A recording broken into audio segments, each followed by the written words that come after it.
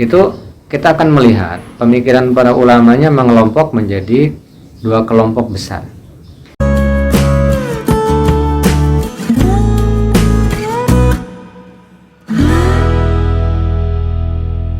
Assalamualaikum warahmatullahi wabarakatuh. Alhamdulillah kita bisa berjumpa kembali dalam pembelajaran walaupun kondisinya masih online ya. Gimana kabar semuanya? Semoga sehat walafiat dan tetap semangat dalam belajar sejarah supaya kita bisa betul-betul belajar dari sejarah. Baik, di kesempatan ini kita akan kita akan bincang-bincang ya tentang para ulama atau juga ilmuwan pada masa Daulah Umayyah. Oke, tapi sebelum lanjut, seperti biasa, jangan lupa subscribe dong ya, supaya kita bisa bekerja sama ya dan sama-sama saling mendukung tentunya ya. Baik, kita awali dengan bacaan basmalah bersama-sama. Bismillahirrahmanirrahim. Kita akan berbicara tentang ulama atau ilmuwan pada masa Daulah Umayyah. Tapi sebelum masuk ke situ, saya kasih pengantar dulu begini. Bahwa sebenarnya kalau kita melihat perkembangan peradaban Islam pada masa Daulah Umayyah itu lebih mendominasi atau didominasi oleh perkembangan ilmu-ilmu keagamaan sebenarnya. Karena kalau perkembangan ilmu umum itu ya baru berkembang dengan pesat itu pada masa Daulah Abbasiyah. Walaupun seperti itu, nanti kita coba kita petakan perkembangan peradaban Islam bidang ilmu pengetahuan ini ya, khususnya ilmu pengetahuan agama. Kemudian nanti kita tambah dengan perkembangan ilmu pengetahuan bidang umum gitu ya. Nah, baik, saya kasih sebuah pengantar begini ya. Sebuah pengantar begini. Bahwa sebenarnya kalau kita melihat pemikiran para ulama ya. Ini saya mencoba membuat sebuah arean, semoga bermanfaat buat kita semuanya. Jadi kalau kita melihat pemikiran ulama pada masa Daulah Umayyah, itu kita akan melihat pemikiran para ulamanya mengelompok menjadi dua kelompok besar. Yang pertama pemikiran ulama Ahlul Hadis, yang kedua pemikiran ulama Ahlul Ra'yi gitu kan. Nah, yang pertama Ahlul Hadis ini bukan berarti bahwa mereka secara khusus menggeluti bidang hadis, tidak. Disebut Ahlul Hadis ini berarti mereka berpikir, mereka mengembangkan keilmuan, khususnya keilmuan agama, khususnya lagi di bidang fikih atau di bidang hukum Islam. Jadi mereka berpegangan teguh kepada Al-Quran dan hadis Nabi Muhammad SAW. Jadi rasio logika atau mereka untuk berijtihad tidak mendominasi di situ. Itu Ahlul Hadis ya. Nah, adapun Ahlul Ra'yi itu. Jadi mereka bukan meninggalkan Al-Quran dan hadis, tidak. Tetapi di samping itu ada dominasi logika atau juga ijtihad yang mereka lakukan. Nah, ini tentu pengaruh dari perkembangan wilayah Islam, juga pengaruh dari apa? Pengaruh dari metode yang dia ambil ya, karena ada tuntutan dari geografis yang mereka tempati. Jadi beda wilayah, beda karakter, sehingga dalam beristinbat hukum, dalam menentukan sebuah hukum juga metodenya harus diambil dengan metode yang berbeda. Maka terkelompok menjadi Ahlul Hadis ya, sebagaimana ulama-ulama Hijaz ya, ulama-ulama Madinah itu lebih cenderung kepada Ahlul Hadis, sedangkan ulama-ulama yang berada di Irak gitu ya, itu lebih cenderung kepada Ahlul Ra'yi. Nah, ini yang pertama kalau kita melihat pemikiran ulama pada masa Daulah Umayyah. Nah, kemudian sekarang kita lihat perkembangan ilmu pengetahuan di bidang agama, khususnya di bidang fikih pada masa Bani Umayyah. Kalau ada pertanyaan refleksinya begini, kenapa sih bisa berkembang dengan baik ilmu agama atau ilmu fikih pada masa Daulah Umayyah? Berarti harus kita analisis nih, ya. Harus kita analisa faktor-faktor yang mempengaruhi terhadap perkembangan ilmu fikih pada masa Daulah Umayyah. Pertama, ada faktor perpecahan politik, faktor perpecahan umat Islam di bidang politik. Pertanyaan susulannya adalah, kenapa perpecahan umat Islam di bidang politik kok bisa menjadi faktor yang mendukung perkembangan hukum Islam atau perkembangan fikih, ilmu fikih? Nah, kita tahu sejak masa Khalifah Ali bin Abi Thalib menjelang akhir pemerintahannya terjadi dinamika politik, ya, di dalam kalangan umat Islam sendiri, ya. Misalnya puncaknya ketika kelompok Muawiyah bin Abi Sufyan kemudian berhadapan dengan kelompok Ali bin Abi Thalib. Kemudian terjadilah sebuah konflik di Siffin. Nah, kemudian dilanjutkan dengan tahkim nantinya di Daumatul Jandal itu, sehingga umat Islam terpecah menjadi tiga golongan besar, kan. Yang pertama adalah kelompok Khawarij, mereka yang menyatakan keluar, ya, dan tidak lagi setia kepada Ali bin Abi Thalib. Kemudian kelompok Syiah yang setia kepada Ali bin Abi Thalib. Kemudian ada kelompok ketiga, ya, yang tidak atau bahasa kita mungkin sedikit netral gitu, yaitu kelompok Sunni. Nah, dari tiga kelompok ini lama-kelamaan saling menjaga jarak, ya, saling menjaga kekhasan bidang fikihnya, gitu kan, sehingga masing-masing kelompok ini mengembangkan fikihnya masing-masing. Nah, ingat di sini fikih bukan berarti syariat. Syariatnya tentu sama, tapi ini adalah fikih, pemahaman terhadap syariat. Yang pertama itu, ya, jadi ada perpecahan umat Islam khususnya di bidang politik, sehingga menyebabkan efek positifnya mungkin, ya, efek positifnya ilmu fikih jadi berkembang gitu, tidak statis, tidak stagnan, tapi dinamis gitu kan, dinamis. Itu satu. Kemudian yang kedua, tersebarnya para ulama. Nah, tersebarnya para ulama ini menjadi sebuah faktor besar, ya, yang akan mengakibatkan perkembangan ilmu fikih. Coba kita logikakan. Ketika ekspansi wilayah Islam itu semakin meluas sejak zaman Umar bin Khattab, terjadi Futuhat al-Islamiyah, perkembangan wilayah Islam sangat-sangat luar biasa itu. Kemudian dilanjutkan lagi oleh Daulah Umayyah, ya. Terlebih ketika pada masa Walid bin Abdul Malik gitu kan. Sehingga nanti wilayah Islam itu bisa digambarkan secara general itu sudah masuk ke wilayah Asia, Eropa, kemudian Afrika, kan begitu, ya. Ini yang luar biasa. Sehingga ulama disebarlah ke berbagai wilayah yang menjadi wilayah Islam tersebut. Nah, karakter masing-masing wilayah itu kan berbeda. Sehingga dari karakter wilayah dan juga masyarakat yang berbeda itu menuntut sebuah perkembangan fikih.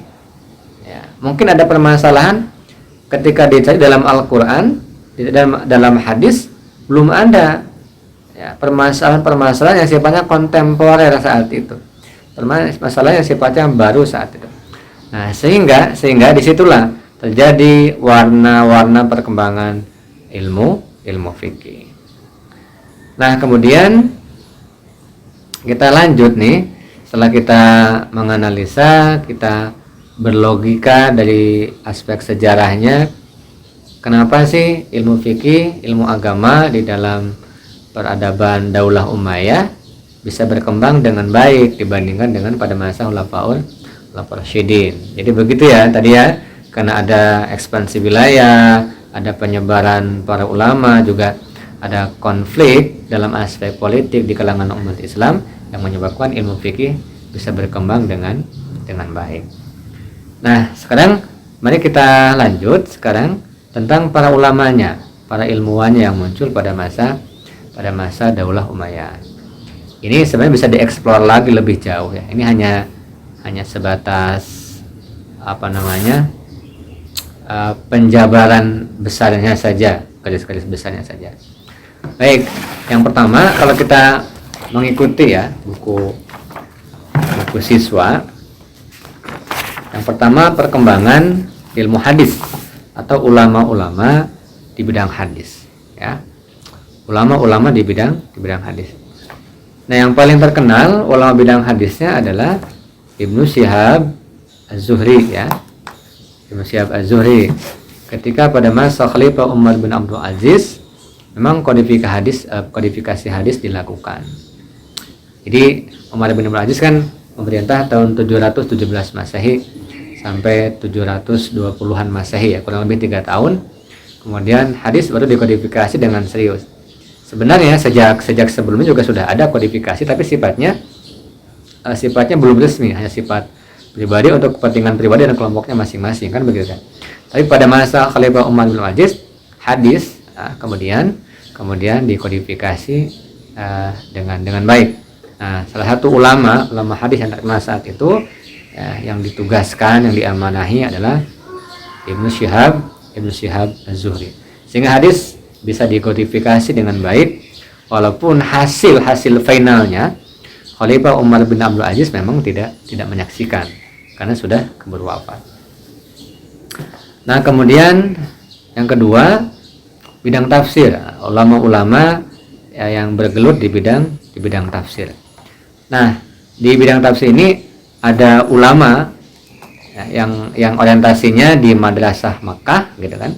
Kemudian ada yang di madrasah Madinah, ada yang di madrasah Irak gitu. Jadi para sahabat itu punya ikon masing-masing. Kalau di Makkah itu adalah Ibnu Abbas. Nah, maka dikenal dengan madrasah Makkah. Itu madrasah Ibnu Abbas ya. Kemudian madrasah Madinah. Nah, di situ ada ikonnya siapa? Ubay bin Ka'ab. Kemudian ada madrasah Irak ya. Siapa sahabatnya? Ibnu Mas'ud. Nah, dari tiga madrasah tersebut menghasilkan para ulama bidang tafsir. Ya, misalnya saja yang bisa dibaca nih di buku siswa itu seperti Mujahid bin Jubair, Sa'id bin Jubair itu adalah ya murid-murid dari madrasah Ibnu Abbas. Nah, kemudian misalnya lagi ada Alqamah bin Qais ya, berarti itu adalah murid-muridnya atau ulama hasil didikan dari madrasah di Irak, yaitu madrasah Ibnu Mas'ud. Baik, kita lanjut tokoh ahli ilmu fikih ya. Tokoh ahli ilmu fikih.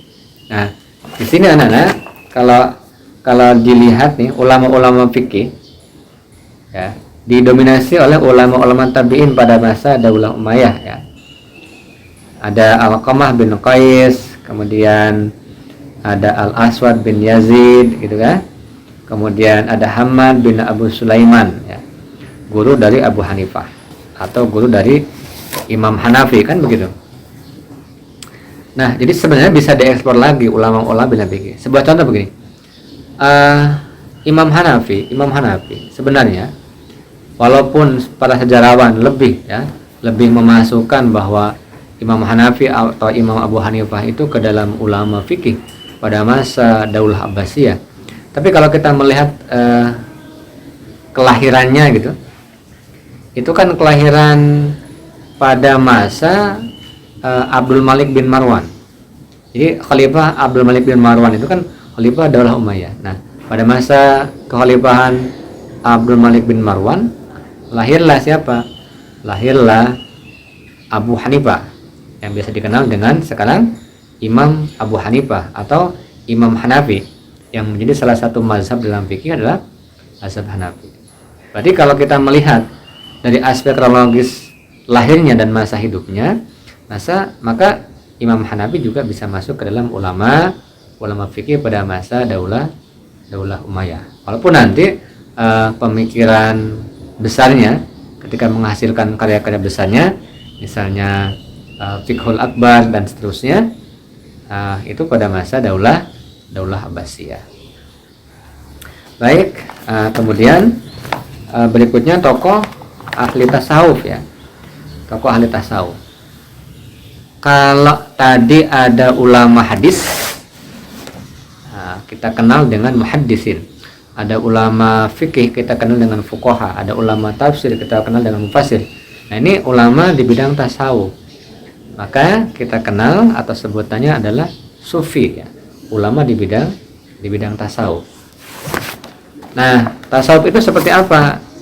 Karena memang di dunia pelajar tingkat madrasah MTS, madrasah aliyah tentu tidak diajarkan ilmu tasawuf gitu kan. Nanti kalau sudah di perguruan tinggi baru diajarkan tentang ilmu tasawuf. Jadi tasawuf itu kan sebuah ilmu atau pendekatan dalam memahami agama Islam, berorientasi bagaimana mengelola hati dan hubungan baik dengan Allah Subhanahu wa taala di dalam kategori bagaimana mengemas diri itu memiliki akhlakul karimah.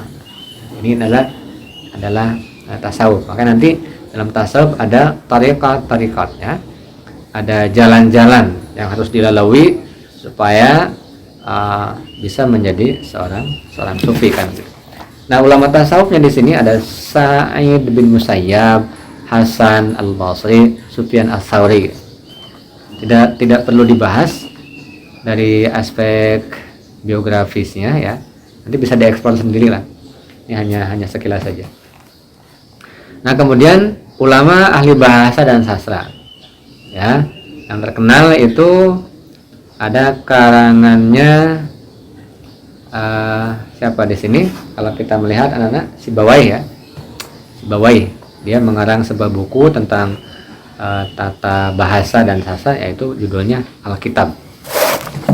Karangan Sibawayh. Nah, kalau kita melihat namanya Aih itu berarti kan dia orang Persia ya. Persia, sekarang Iran ya. Ada dulu kalau kita melihat ilmuwan ya pada masa Daulah Abbasiyah ada Ibnu Miskawai. Nah, itu kan ini Sibawayh itu biasanya adalah keturunan atau nisbahnya Persia. Nah, itu kemudian ada tokoh ahli sejarah dan geografi ya. Di sini ada Suhara Abdi yang menulis Kitabul Amsal. Nah, sekilas saja. Kemudian tokoh ahli ilmu kedokteran. Nah, sebenarnya pada masa Daulah Umayyah memang belum dikembangkan dengan baik atau belum berkembang dengan baik ilmu kedokteran. Karena ilmu kedokteran itu nanti berkembangnya pada masa Daulah Abbasiyah ya, Daulah Abbasiyah. Masuk nanti filsafat, kedokteran, astronomi gitu kan. Itu pada masa Daulah Abbasiyah. Tetapi pada masa Daulah Umayyah pun gitu kan. Daulah Umayyah pun ya, sudah ada rintisan-rintisan ke arah situ. Misalnya ada sekolah tinggi kedokteran pada tahun 88 Hijriah ya, atau tahun 76 Masehi, didirikan pada masa Khalifah Walid bin Abdul Malik. Jadi rintisan-rintisan kayak itu sudah ada. Karena bagaimanapun ilmu kedokteran merupakan sebuah ilmu yang sangat penting dalam kehidupan ya. Sampai kapanpun dan dimanapun kan. Karena setiap orang kan perlu sehat gitu kan. Maka salah satu unsur penunjangnya adalah harus dikembangkan ilmu kedokteran. Itu ya. Jadi seperti itu ya yang bisa disampaikan pada kesempatan ini. Semoga bermanfaat, bisa kita ambil sebuah hikmahnya untuk belajar dari sejarah tersebut, dan pada saat kita mengenal dan mengetahui para ilmuwan, para ulama, artinya apa? Artinya kita ini sedang mendesain diri kita supaya menjadi mereka di masa sekarang dan masa yang akan datang. Minimal walaupun kita tidak bisa ya mewadahi kompetensinya. Misalnya tidak bisa mewadai kompetensinya sebagai ulama, sebagai dokter, sebagai astronom dan seterusnya. Minimal kita memiliki spiritnya, kita memiliki semangatnya. Semangat apa? Semangat keilmuannya, semangat cinta ilmunya, semangat untuk mencintai ulamanya, semangat untuk menghargai ilmuannya. Karena begitu, dengan kita bertakdim kepada ulama, maka insyaallah ilmu akan mudah kita dapatkan. Seperti itu, semoga bermanfaat. Assalamualaikum warahmatullahi wabarakatuh.